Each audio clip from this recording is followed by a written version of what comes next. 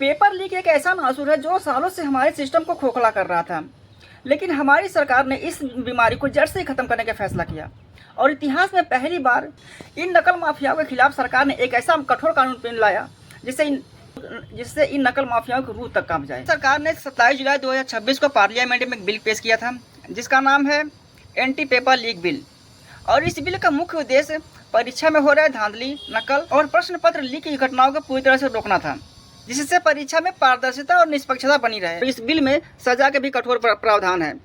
अगर कोई भी अधिकारी जो पेपर को कराता है, ये कोई संस्था हो या कोई अधिकारी हो, अगर वो इसमें पकड़ा जाता है तो उसे कम से कम 10 साल की सज़ा, 10 करोड़ रुपए की जुर्माना और 3 महीने से पहले तो उसका जमानत होना ही नहीं है। और ये जो मामला है वो फास्ट कोर्ट ट्रैक के अंडर में चलेगा और इसमें 1 साल के अंदर इसमें फैसला भी आ जाएगा। लेकिन पता है आपको, ये जो बिल है जो पार्लियामेंट में पास ही नहीं हो पाया, और इसका मुख्य कारण पता है आपको? इसके मुख्य कारण कांग्रेस, समाजवादी पार्टी, आम आदमी पार्टी और चंद्रशेखर आजाद रावण की जो पार्टी है, तो इन लोगों ने बिल को पार्लियामेंट में पास ही नहीं होने दिया और सभी विपक्षी दलों ने इस बिल का विरोध किया। जब इन लोगों से पार्लियामेंट में पूछा गया कि आप इस बिल के बारे में कुछ कहना चाहेंगे, तो इन लोगों ने नो नो नो नो करके पूरा पार्लियामेंट में पूरा हंगामा किया, सदन को चलने नहीं दिया, जिससे कि ये पार्लियामेंट में बिल पास नहीं हो पाया और बीच में इधर में अटक गया ये। अब मैं कांक्रोचेस पूछना चाहता हूँ कि कांक्रोचेस, तुम्हें कुछ समझ में आ रहा है?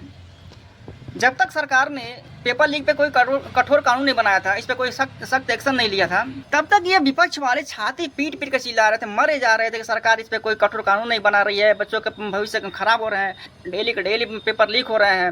लेकिन जैसे ही सरकार ने इस पर कठोर कानून बना दिया, इन लोगों ने इस बिल को पार्लियामेंट में पास ही नहीं होने दिया।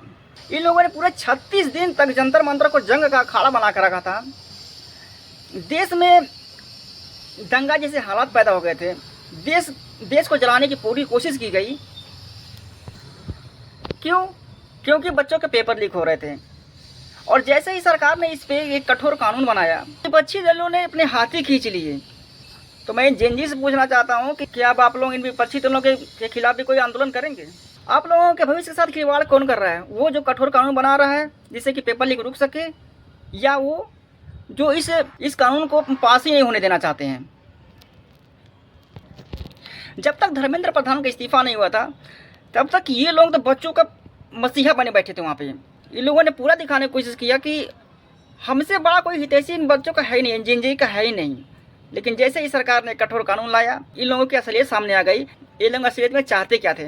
इन लोगों का मेन मकसद देश में शिक्षा व्यवस्था सुधारने के नहीं है, बस इन लोगों का मकसद देश में आग लगवाने का था, इससे ज़्यादा कुछ नहीं था।